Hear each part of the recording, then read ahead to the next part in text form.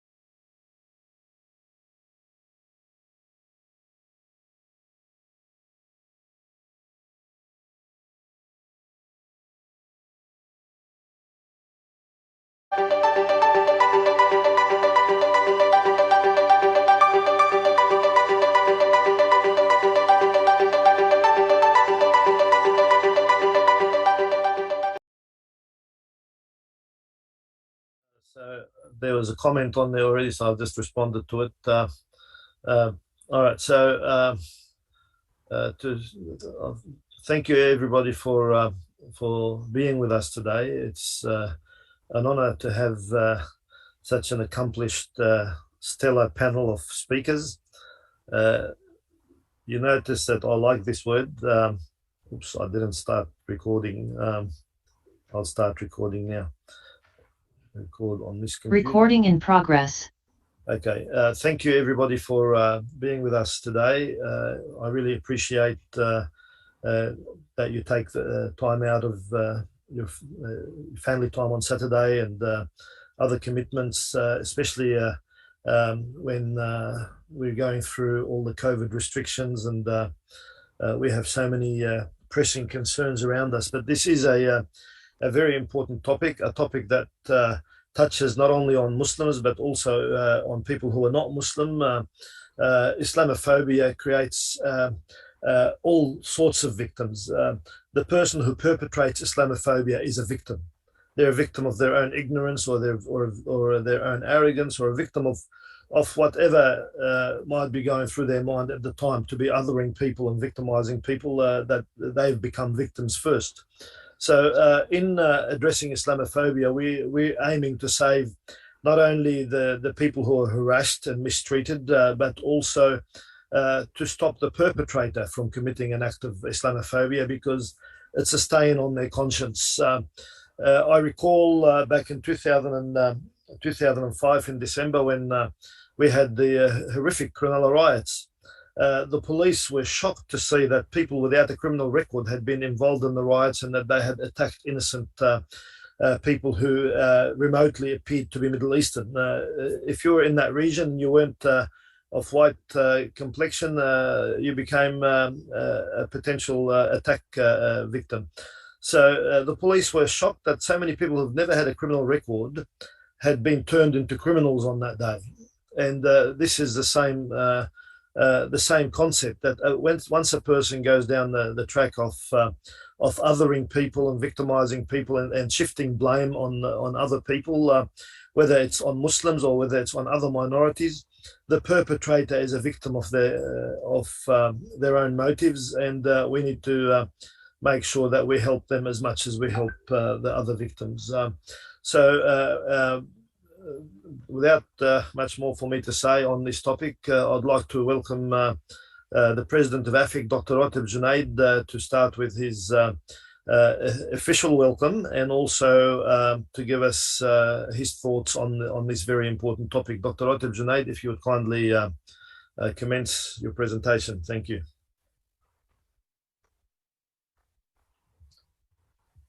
Bismillah ar-Rahman ar-Rahim.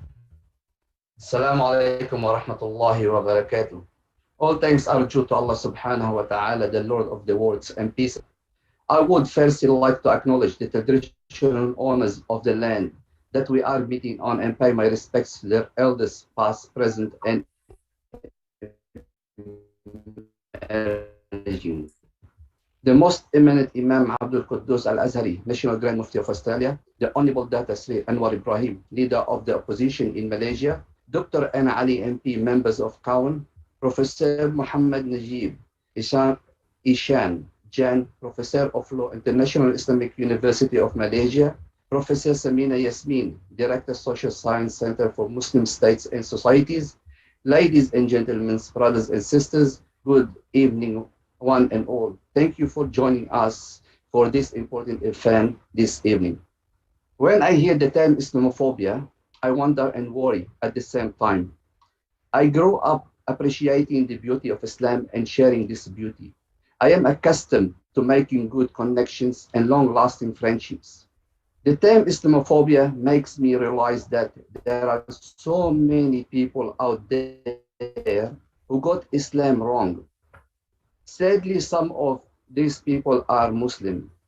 There are some Muslims who, after years of persecution in the mind of others, they have accepted the false narrative and are doing what they can to fit into that narrative. To be genuine Muslims, we must implement the teaching of our Prophet Muhammad, peace and blessing upon him. We must establish the feeling of peace and safety all around us, because the Muslim is the person who brings safety in both word and action. There are some out there who profit from creating the narratives of phobia around Islam and Muslims. We see the rampant in countries where failed leaders are using racism and religious bigotry to distract from their inability to govern fairly and justly. We see it in those expansionist nations that have history of invasions, imperialism, and colonialism. We hear the Islamophobic rhetoric from their politicians and complicity media, but we see that the ordinary citizens are good, decent, upstanding people who are thirsty for a friendly, knowledgeable Muslim to dispel their fears and make friends. With these words, I would like to formally welcome all our speakers. I'm honored and grateful that such highly accomplished leading professional Muslims have accepted our invitation and are sharing the program with us. Thank you. Okay, thank you very much for that, Dr. Ratib Junaid, the President of the Australian Federation of Islamic Councils. That was short and sweet and straight to the point, and that is very good. It's always good for us to be succinct and clear in our messaging. As Professor Naqib is joining us right now, he's just entered the room. Welcome, Professor Naqib. Thank you for taking the time out of your busy schedule to be with us today. We just heard the welcome speech and the President of AFIC's views on Islamophobia. I will make that available later on YouTube, so you'll be able to see the whole program. Our next speaker, I had to choose between which of our two distinguished women to be the next speaker. And traditionally, I prefer to say ladies, but I've been cautioned about using the term ladies, so I'll just say women. Professor Samina Yasmin, if you would kindly be our first woman speaker today. Thank you very much. Thank you very much, and Bismillahirrahmanirrahim. It's my pleasure and honor to join this very special gathering talking about Islamophobia, especially talking about it from Pakistan at the moment, where the issue of what Muslims contribute in the process is also getting attention. So I would first of all talk about my understanding of Islamophobia in Australia and in Western countries. I think when we talk about Islamophobia, there's a lot of literature that says that it's fear of Islam. And its fear is not just simply that people hold. In fact, they implement that and bring it into operation in the way they relate to Muslims, but also in the way they structure the environments in which they operate or in which other Muslims can operate. And that creates a condition in which Muslims, not just simply in Australia, but even in other countries, the Western countries, but also in non-Muslim majority countries in Asian region, also suffers. So it becomes a conscious or unconscious effort to deny Muslims the right to be good citizens or effective citizens in the countries that they operate. There is again a lot of literature that says who creates that and how it comes about. As Ratib Junaid very correctly pointed out, the media has a very important role to play in this, because media which hasn't had enough knowledge about Islam or Muslims tends to look at issues as they emerge and present them in a negative light in terms of what Muslims are and how they perform their religious obligations, and also how they operate in the international and the national system. And obviously, if we're looking at Australian scene, the role of some politicians also needs to be taken into account. And I'm not including Anne Ali in that. I think these are the politicians who, again, have got limited knowledge about Islam, or they've got their own political considerations, because of which they talk about Islam as, quote unquote, the threat. Now, what that does is, in my view, it creates a sense among ordinary Australians who are not Muslims that somehow Muslims do present a threat to Australian security, Australian national identity, and the society that is guided by democratic principles. The impact of that, I think, that, again, there's a lot of research that is being done that creates limited job opportunities for Muslims. And the research that we have done at the Center for Muslim States and Societies in the University of Western Australia, it actually tells us that depending upon where Muslims are in larger number, you tend to have greater incidence of Islamophobia as opposed to places where the Muslims are in smaller numbers. But again, I'm also aware, having done some interviews in one of the rural areas, right? Even this knowledge about Muslims gets transported to rural areas as well. Limited job opportunities create limited social interaction, but it also forces Muslims to stay in low socioeconomic strata, and that has long-term implications, intergenerational implications for Muslims. So I think it's more than just simply security issue. It's more than just simply, at the moment, victimization of Muslims. The whole question of Islamophobia and incitement of Muslims has intergenerational impact. It starts from kids and it goes to the elderly, and it implements itself or manifests itself at the national and global level.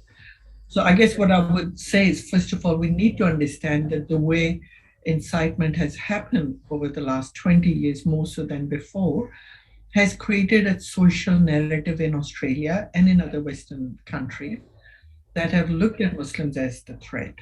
Now, not everyone agrees with that characterization, but the fact that the narrative is there and counter narratives by people in position of power are not that frequent, creates a condition in which ordinary citizens start looking at Islamophobia and saying that really is the reality, and shaping their behaviors vis-a-vis other Muslims. So the question that I quickly want to look at it is that what is the responsibility of the leadership in this process? I think just to simply condemn for the time being when something happens is insufficient. The leadership in Western democratic countries has a responsibility to draw attention to the fact that Muslims as citizens may not be treated as equal citizens, and create the structural conditions in which incitement against Muslims and other religious communities is identified as not acceptable, and the extent to which it gets practiced, even make sure that criminality of that as it emerges is realized.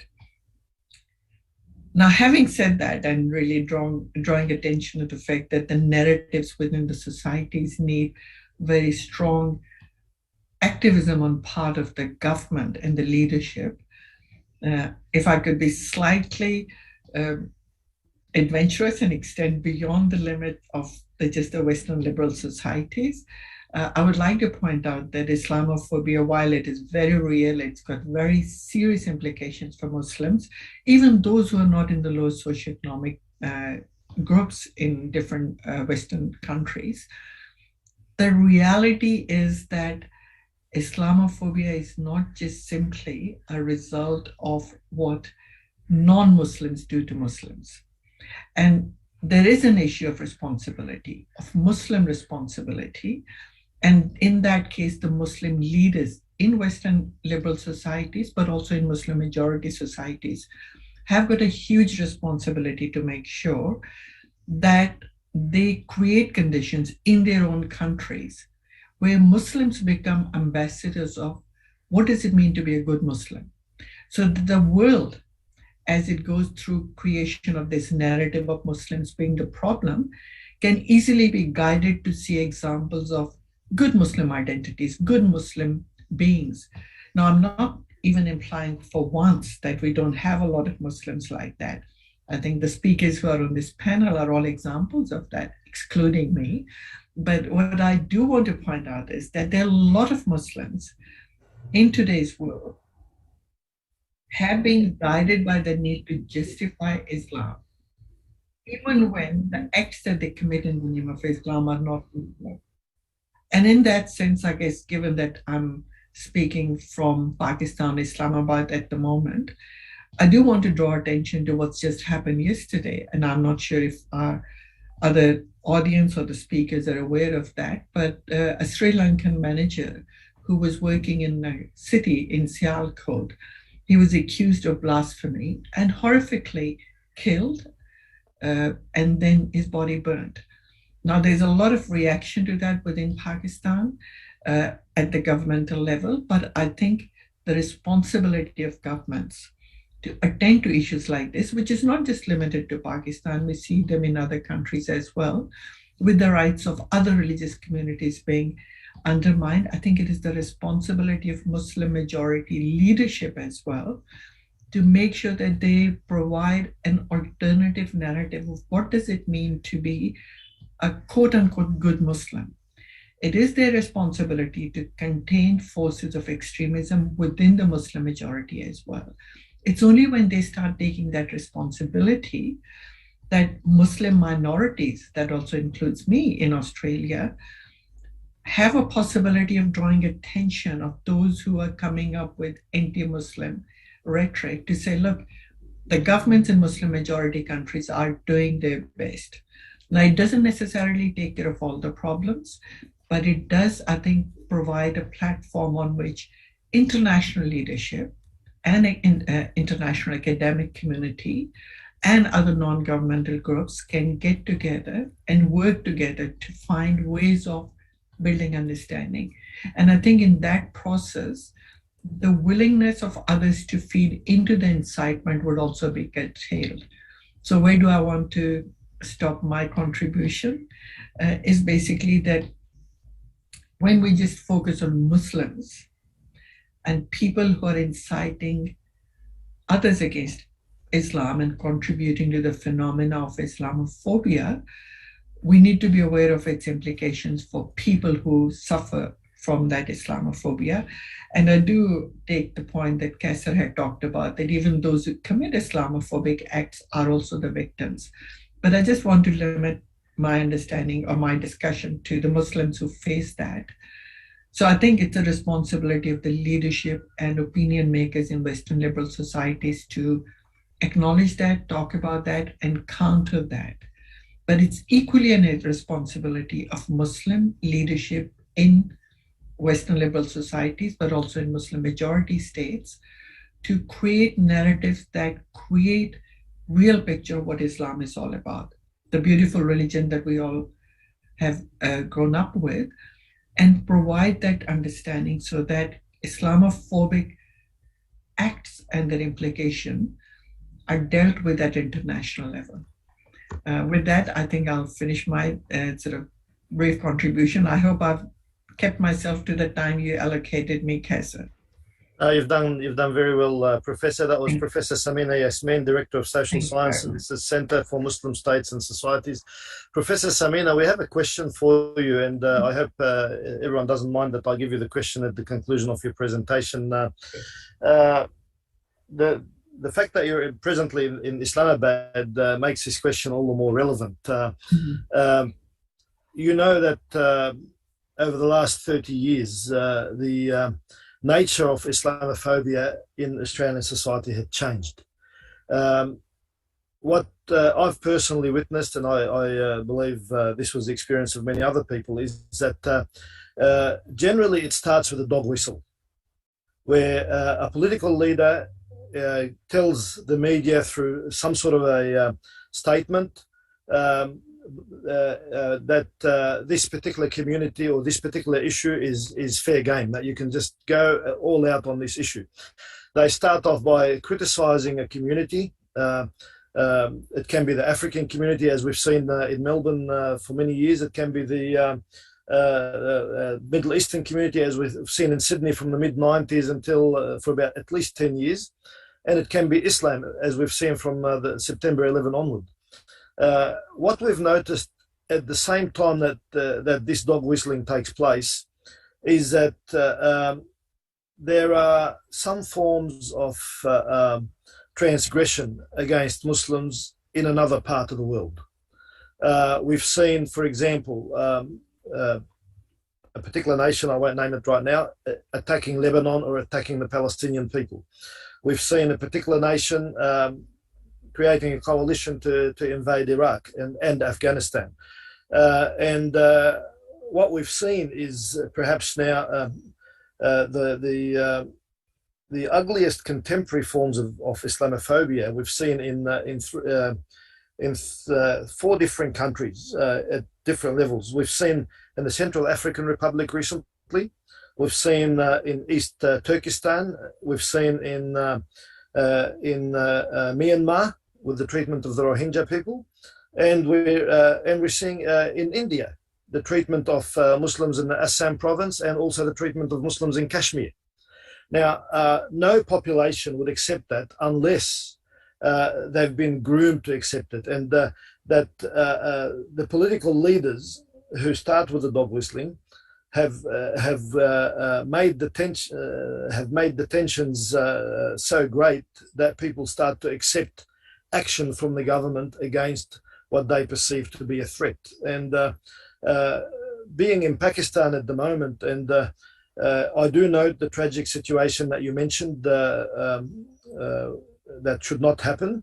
But we've seen a very gracious attitude from the Prime Minister of Pakistan, Imran Khan, towards people of other faith, and especially towards Hindus, at a time when the Indian government was occupying Kashmir, complete comprehensive blockade for 2 years since 5 August 2019, and what they've been sponsoring in northern India, the construction of the huge concentration camp, the Citizenship Act, so many things.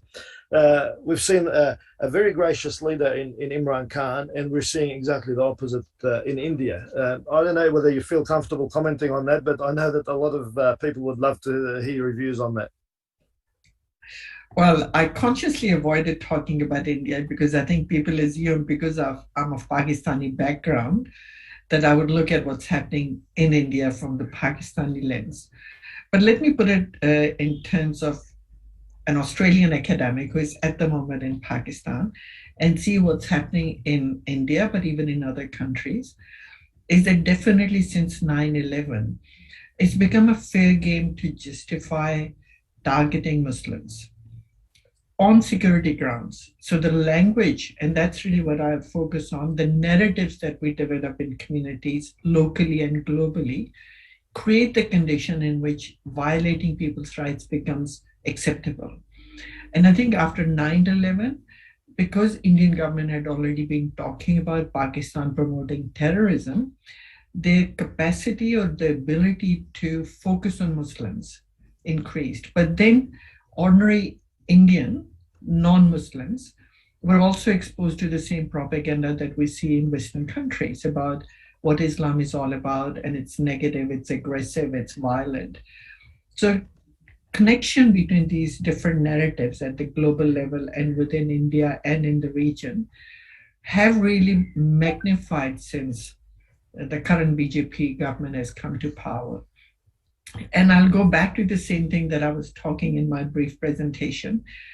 It is to do with the construction of narratives by the BJP and its parent organizations about what is India all about. There's a claim of a secularity in India, but at the same time, there's a focus on Muslims as the other. And it's not that other religious communities are always excused, because there's similar ideas sometimes about Sikhs as well.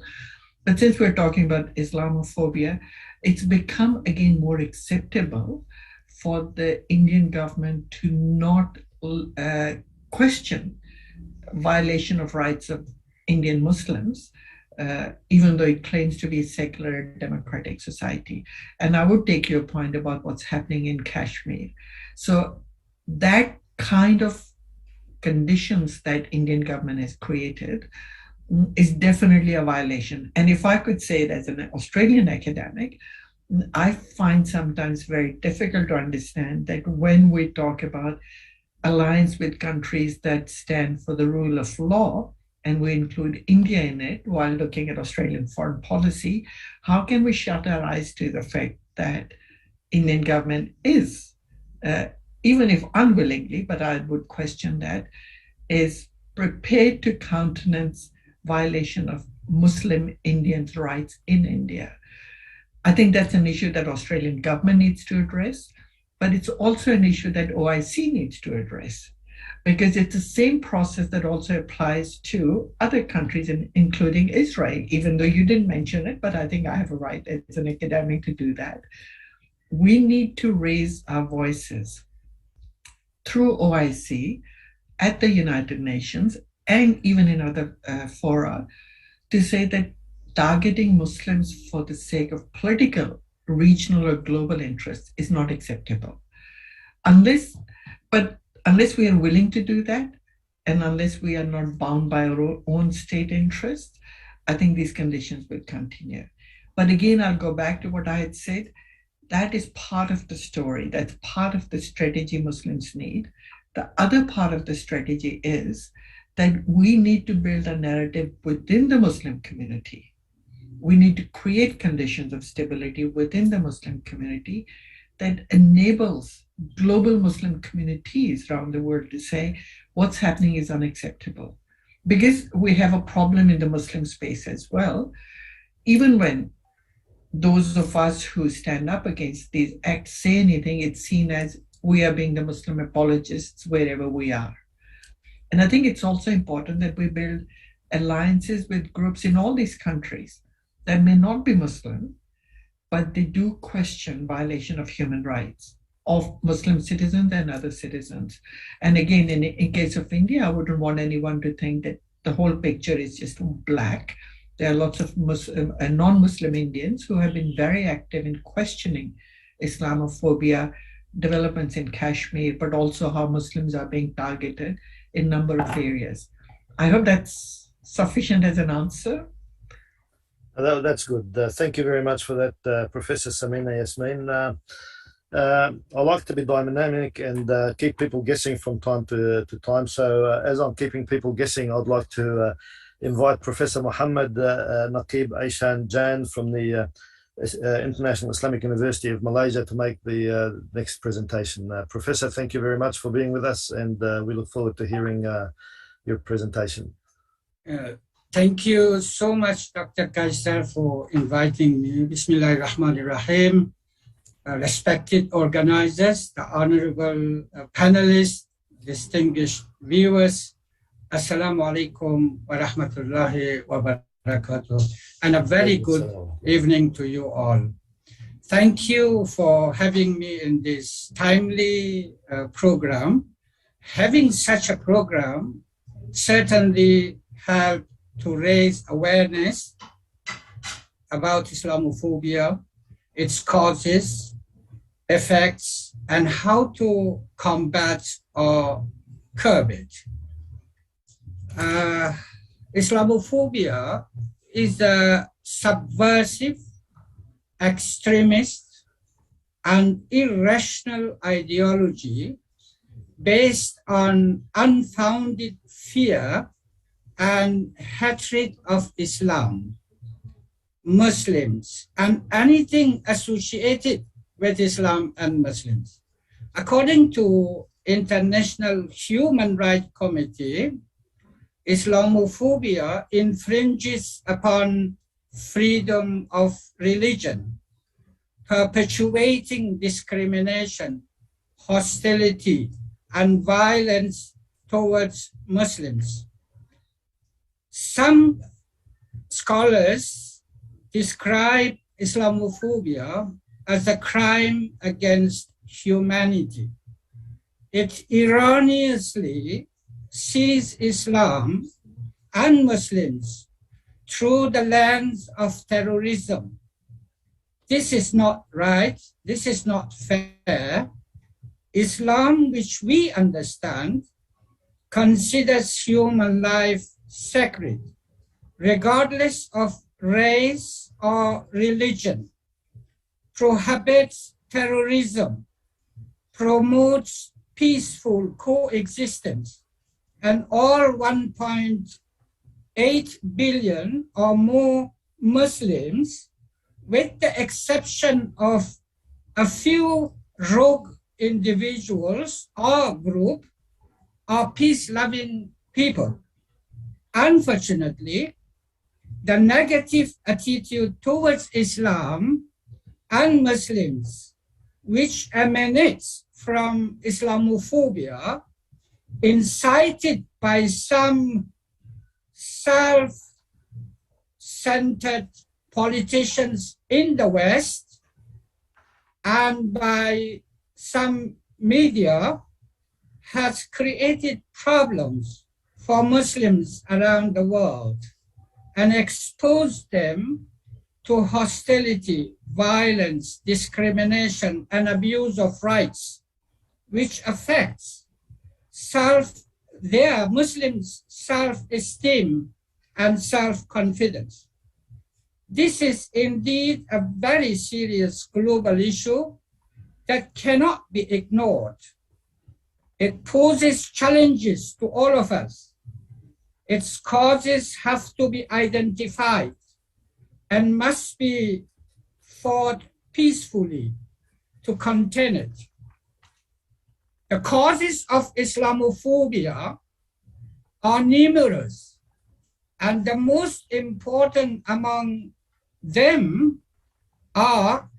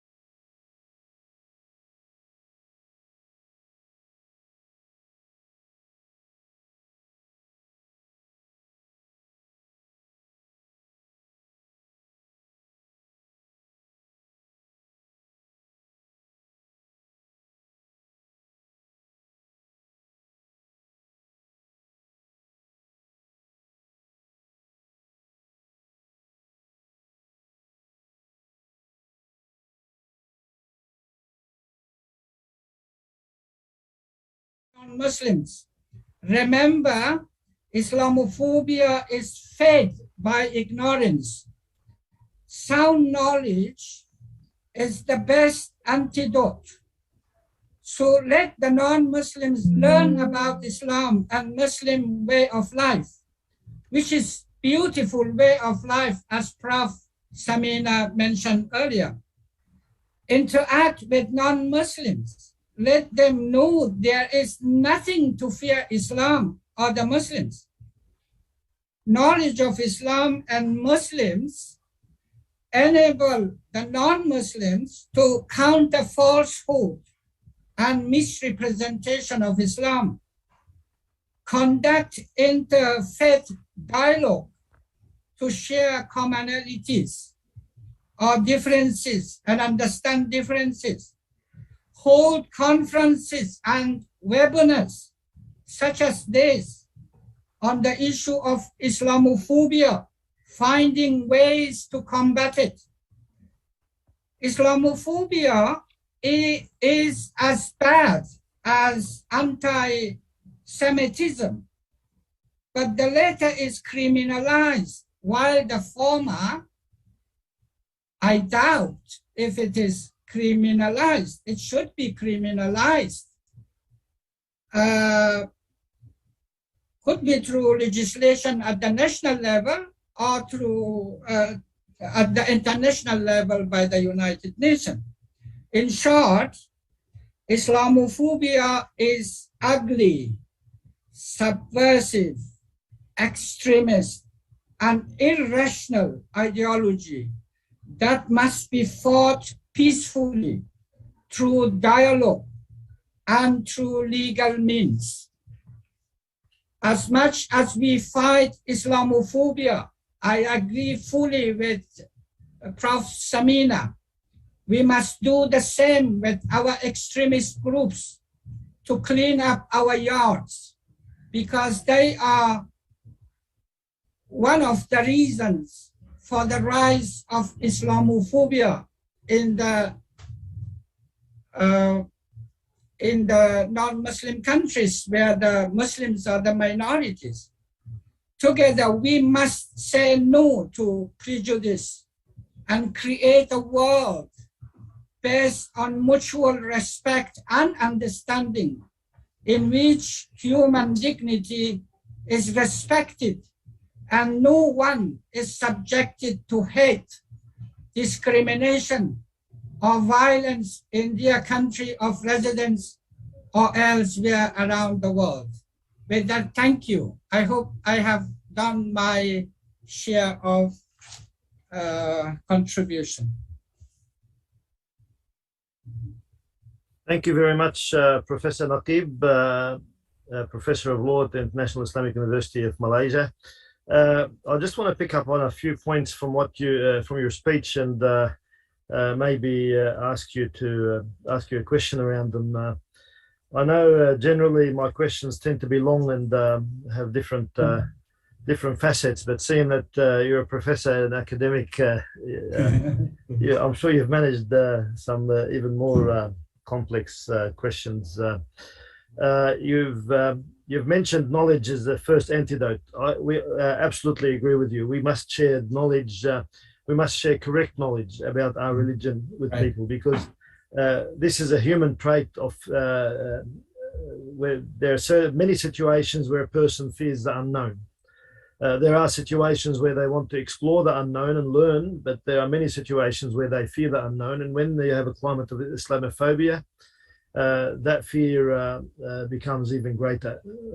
So, as you say, knowledge is the first antidote, and programs, awareness programs, would be very helpful. You mentioned making Islamophobia, criminalizing it in the same manner as anti-Semitism.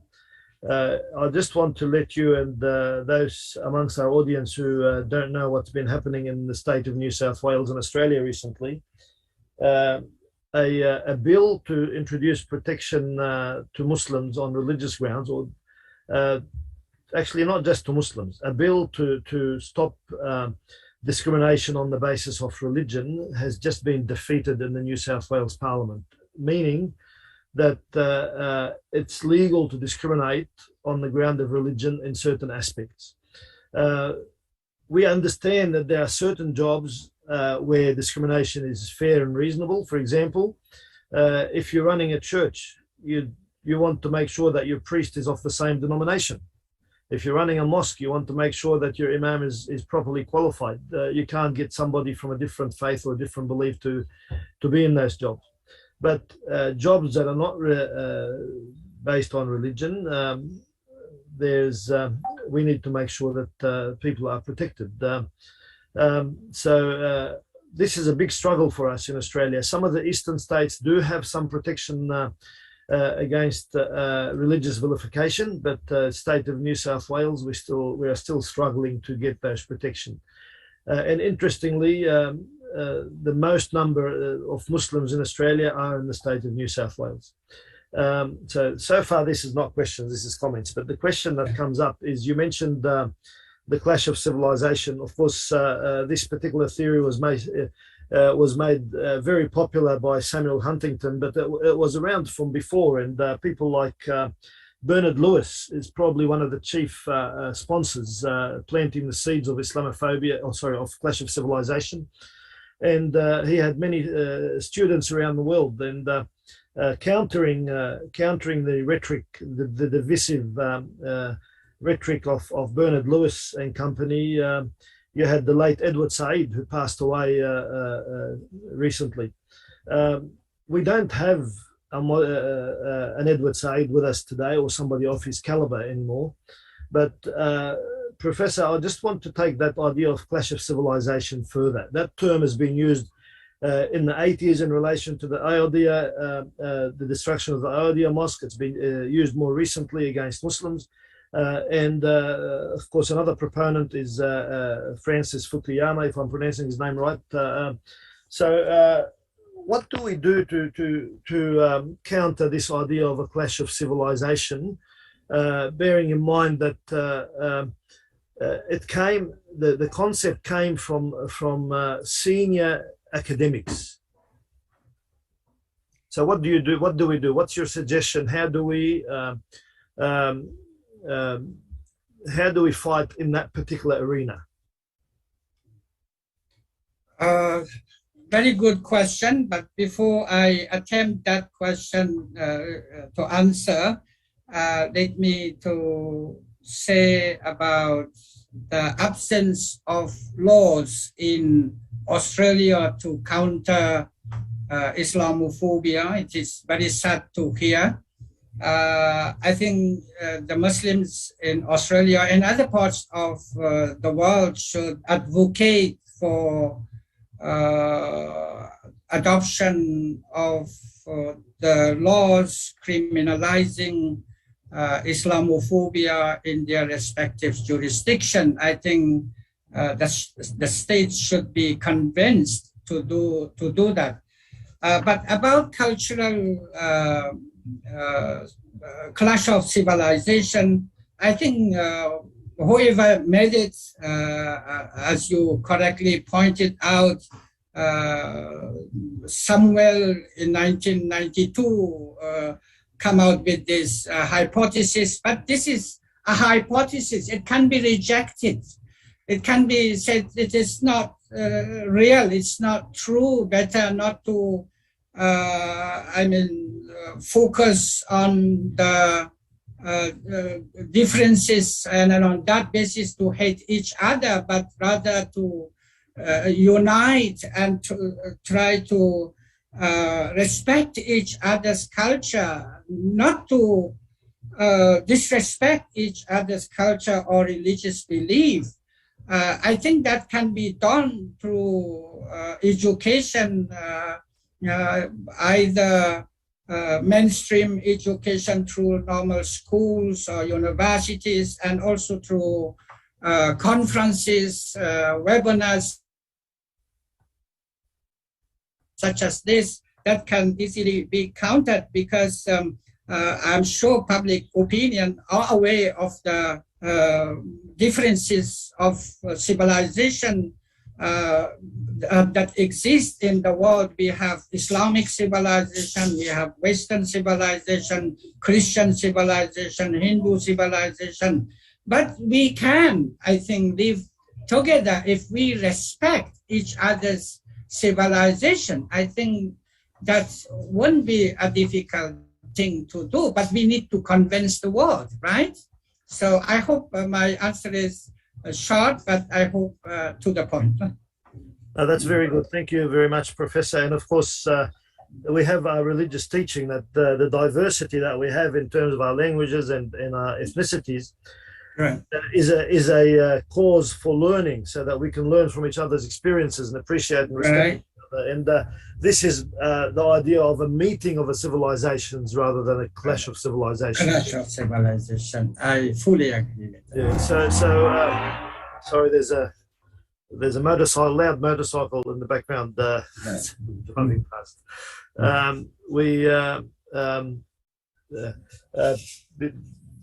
In introducing our next speaker, and I'm very proud to say that our sister is a very accomplished individual. She was an academic and rose to becoming I don't know if is it rising to go into Parliament, or is it a step down, Sister Dr. Anne? From academia, is it a step down being a member of Parliament? But anyway, we know that for you, you raise the position, you give the position honor and integrity. So we're very proud of you going into that position. And before you start, I just want to let all the viewers and your fellow panelists know that you've been very active in creating awareness of right-wing extremism and in trying to stop right-wing extremism, because presently right-wing extremism in Australia has become the biggest threat to this to public safety. Dr. Anne Ali is a member for Cowan, member of the Australian Labor Party, and a member of the Federal Parliament. And I know that the Attorney General presently has just, well, I think last week, introduced a bill on anti-discrimination. We've sent a letter in relation to that bill asking that Muslims be protected. One of the ironies that we raised in that letter is that she's introduced this bill on the basis of predominantly protecting church communities, at the same time that the New South Wales Parliament has rejected protection for religious groups. So we're hoping that this bill would actually serve a higher purpose and give protection to the people who need it. I'd like to invite Dr. Anne Ali to make her presentation. Thank you, Brother Kaiser. Can I acknowledge that I come to you all from the land of the Noongar people of the Whadjuk Nation and pay my respects to their elders, past, present and emerging. Assalamu alaikum, everybody, and it's such an honour to be invited to speak here. Thank you very much. I want to start by saying that Islamophobia is certainly not new. In the early 1900s, the Reverend George Brown addressed a Melbourne audience where he warned the audience that if Islam was allowed into Australia, the fate of Australian women and Australian children would be very dire. And he suggested to his Melbourne audience that they live as Muslims for a day to know exactly how bad it would be if Islam came to Australia. Now, that was the early 1900s. And it seems that we really haven't progressed very much from that. It seems that there is still a lot of rhetoric in the political and media sphere that really perpetuates that fear that if Muslims were to exercise their rights in Australia as full citizenship rights, that somehow that would be detrimental to Australian society, to Australian culture, and to Australian security. I want to pick up on some of the points that previous speakers have spoken about with regards to the definition of Islamophobia, and then get to some of the legal points that you raised in your opening comments there, Brother Kaiser.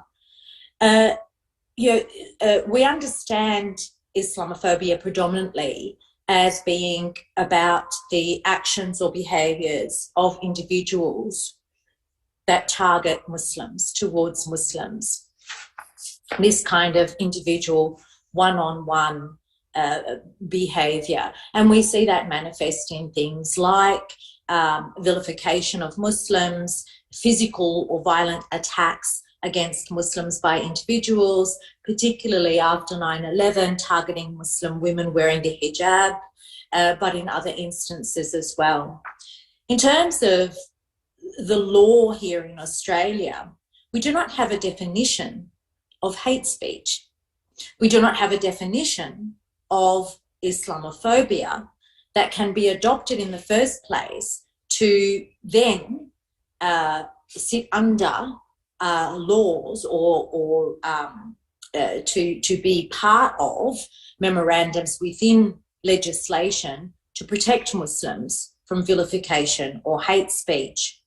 Right now in Australia, we do have in different states religious discrimination laws or laws that prohibit religious discrimination. Some states have racial or religious vilification laws. And at the federal level, we have the abhorrent violent material laws, which prohibit the sharing of abhorrent violent material after the Christchurch terrorist attack, so that kind of material, but that really doesn't cover hate speech. The government did introduce a Religious Discrimination Act in the Federal Parliament. Brother Kaiser, you are right. However, that Religious Discrimination Act will also not protect against hate speech. does not include a definition of Islamophobia or hate speech in there.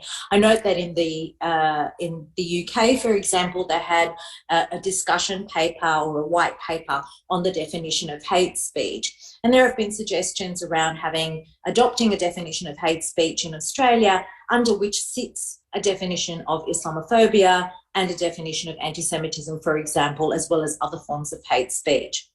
The government has also, or will be, introducing social media laws to target online trolls. Again, no definition of hate speech and no definition of what constitutes religious hate speech or religious vilification as a protection or a shield to Muslims against this kind of hate speech online.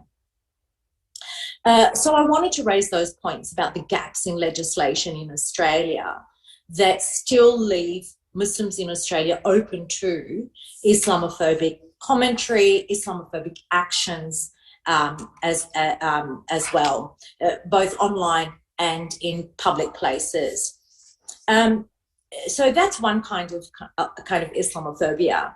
The other kind of Islamophobia I want to talk about is institutionalized Islamophobia. And this is the kind of Islamophobia that we've been talking about here, that's entrenched in the way the media portrays Muslims, in the way that anti-Islamic sentiment and Islamic rhetoric is used for political advantage.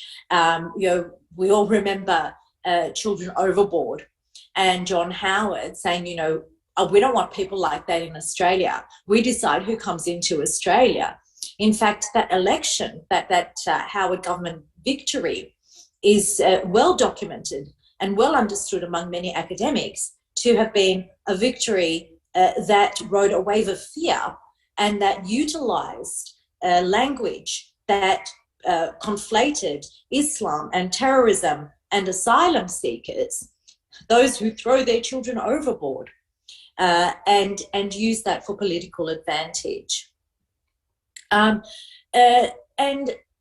we've got a media discourse and a political discourse that may not directly incite hatred of Muslims, or may not directly incite violence towards Muslims, but at the very least gives it a tacit nod, allows it to continue, looks the other way, okay? And at its worst, does actually incite violence and incite hatred. I reflect here on my first speech in Parliament. I gave my first speech in Parliament on the day of Eid al-Adha in 2016. I looked up in the gallery where the public are allowed to sit, and sitting in the gallery was a Muslim sheikh, a Jewish rabbi, and a Christian pastor. On that day, Senator Pauline Hanson also delivered her first speech. And in that speech, she drove a wedge of division. She spoke about the invasion of Muslims and called for stopping Muslim immigration to Australia. That evening, I did several media interviews. Every media announcer asked me what I thought of Pauline Hanson's speech. Nobody asked Pauline Hanson what she thought of mine. And I think, that is what we have become accustomed to, the way in which the media portrays Islam and portrays Muslims as an oddity, as an other, at the very least, and at its worst, as a threat to our security, a threat to our cultural identity, a threat to our cultural heritage, even though going as far back as trade with the Makassans,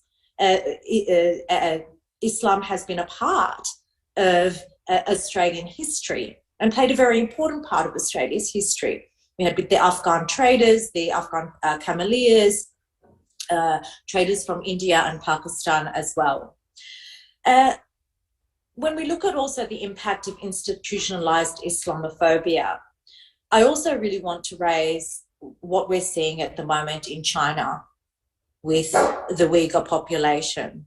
where we have mass internments of Muslims in Xinjiang province, justified by the Chinese government as a risk of terrorism and extremism. And I recall several of the previous speakers talked about this securitization of Islam, where abuses of the human rights of Muslims are justified under the guise of dealing with national security, dealing with the threat of terrorism or the risk of terrorism.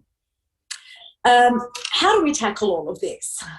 It seems such a big issue to tackle. I think at the kind of the direct level, I would like to see more action taken, first of all, to define hate speech and what that means, and perhaps under that a definition of Islamophobia and what constitutes Islamophobia. It doesn't have to be legislated. It can be used to develop media standards. It can be used for codes of conduct and standards of conduct, for example.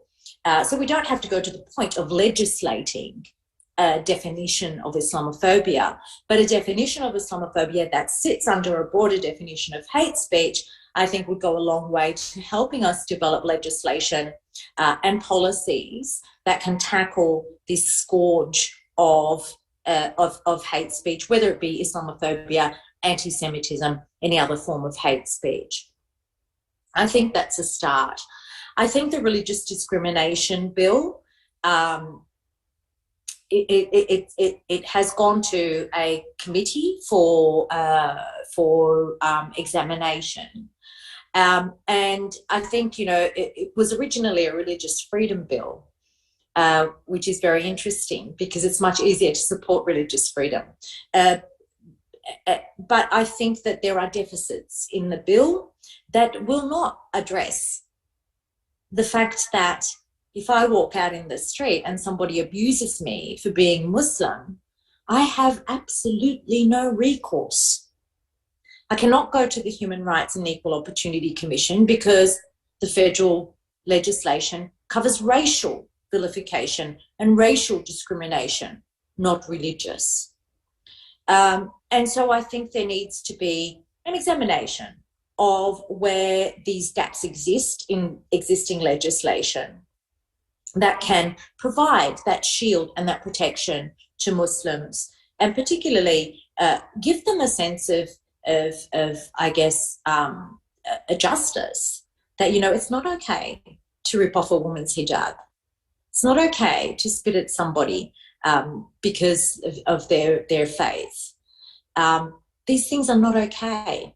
We don't tolerate these kinds of things in a country like Australia, where religious pluralism is written into our constitution. In section 116 of our constitution, we have religious pluralism and the rights of people to practice their faith freely. In terms of institutionalized Islamophobia, I think the comments that Professor Samina Yasmin, my dear friend, has made with regards to Australian relations with nations that continue to perpetrate human rights abuses, I think is a valid point, a very valid point.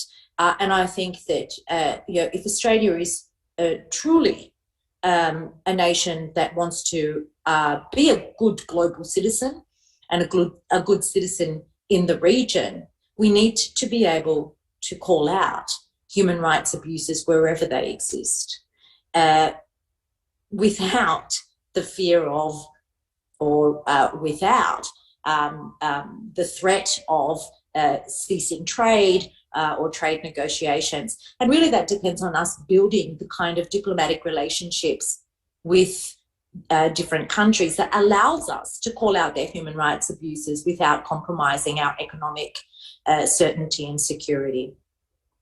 So I think I'll stop there, and thank you again to AFIC for inviting me to join such a distinguished panel. So far I've been really just blown away by the points made by everybody on this panel. I think this has been an extremely interesting and an important session to have. So thank you.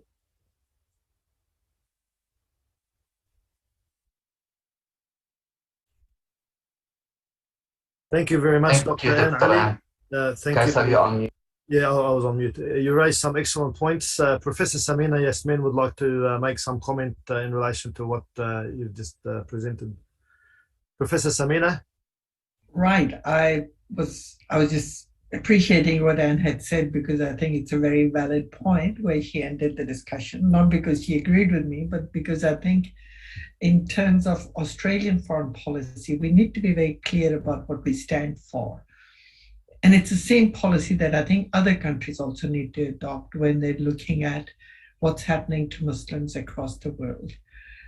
And in that, I think there needs to be an alliance, and I would say that what I had said before as well, alliance between different members of different countries who stand up for the rights of other citizens. And I think in that sense, the responsibility of Muslim majority states is also there, so that they can stand up for the rights of non-Muslims in their territories, but also elsewhere.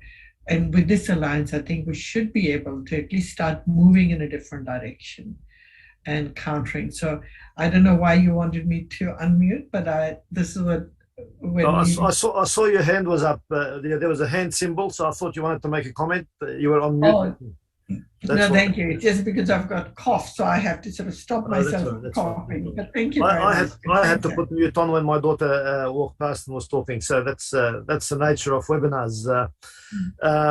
Our next speaker, we're very honored to have the Honorable Datuk Seri Anwar Ibrahim, Leader of Opposition in Malaysia, with us. Thank you very much for taking time out from your busy schedule. I understand that you came from another meeting. You were at another meeting and came to join us and share your views and experience on this topic. We've got two speakers left. Datuk Seri Anwar Ibrahim is the next speaker, and after him we'll close it off with the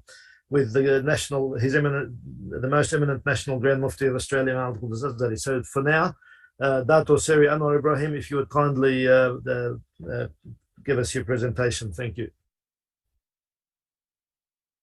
Assalamu alaikum and very good evening. I apologize. I had the opportunity to listen to Dr. Ann Ali, very local from practical experience in Australia.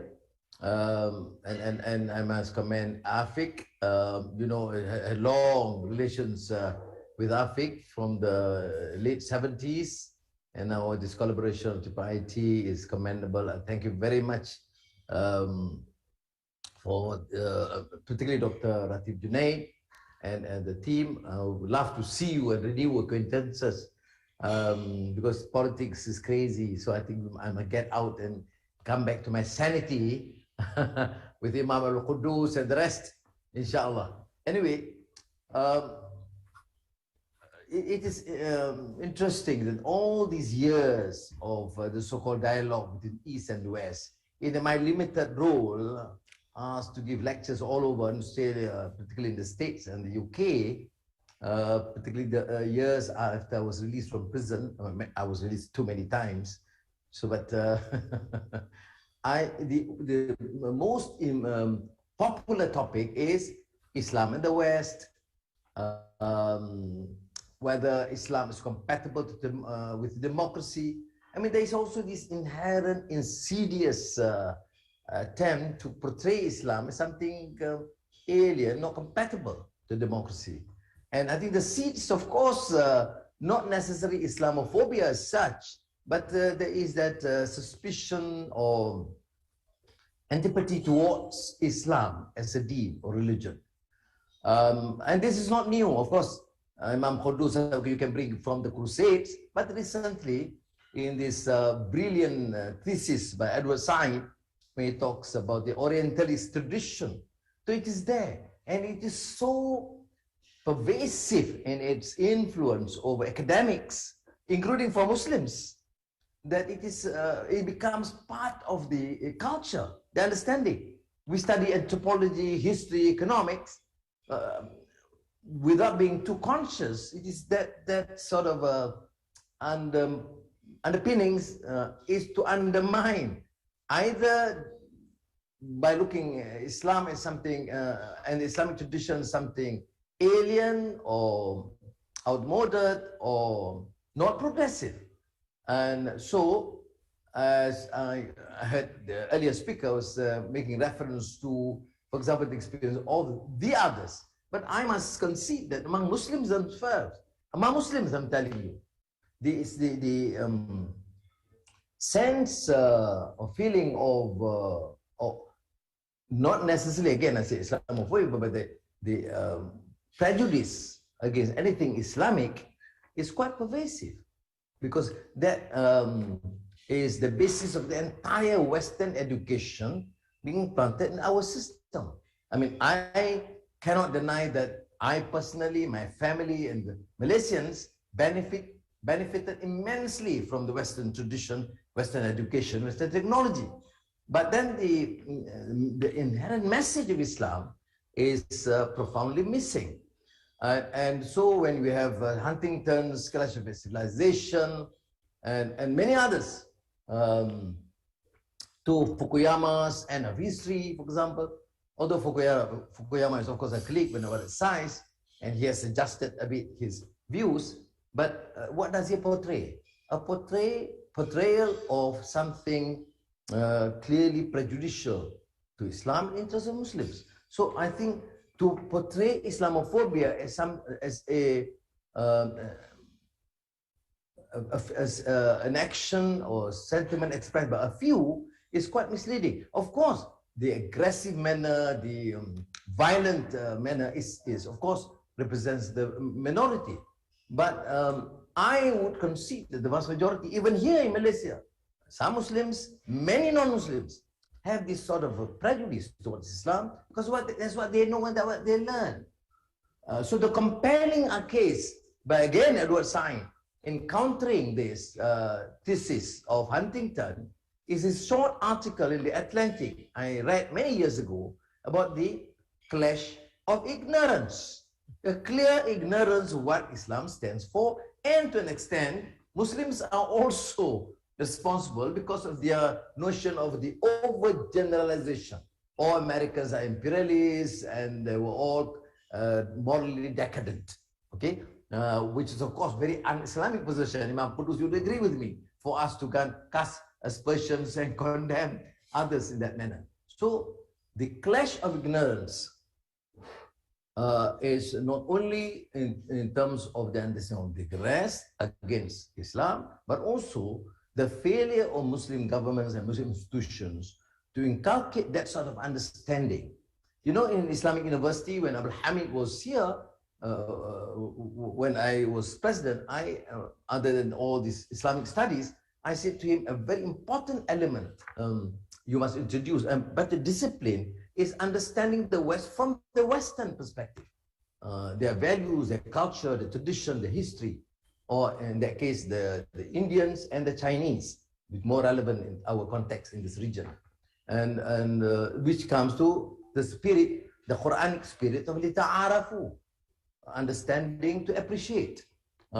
This is of course not happening. So I think that is my first position, contention, that it is too simplistic to consider this as something recent. It is not recent.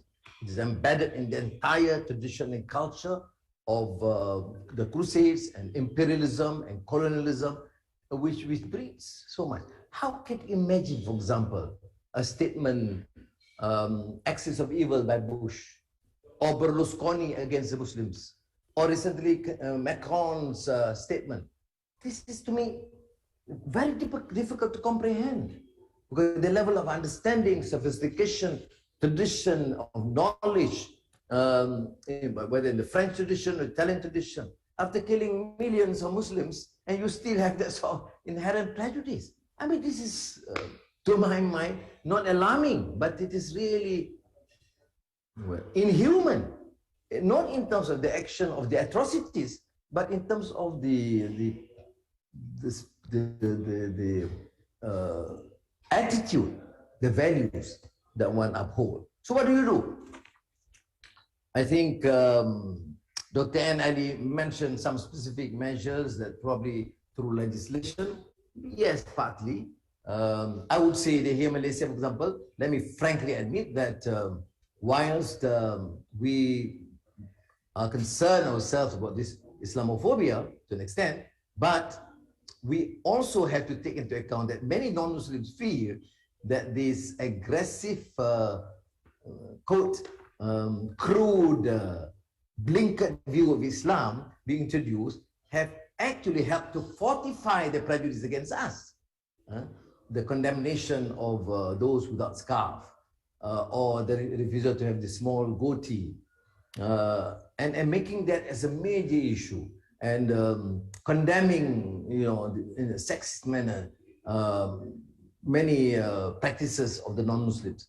So I think whilst we have to address aggressively in debates and dialogues, I'm asked to give so many speeches before COVID, particularly in the West on Islam and democracy. I start on the very combative mode, position to say, look, I know it's not your intention, but inherently you are belittling or insulting us because you think that there is no compatibility. I have to explain, rationalize that there is compatibility about democracy or the spirit of shura and mushawara in Islam, and the fact that Indonesia, the largest Muslim country in the world, have practiced democracy since the first elections in 1955, and I said to them, more democratic than what Bush and Al Gore had to face, particularly Florida in the year 2000, where Al Gore loved this story very much.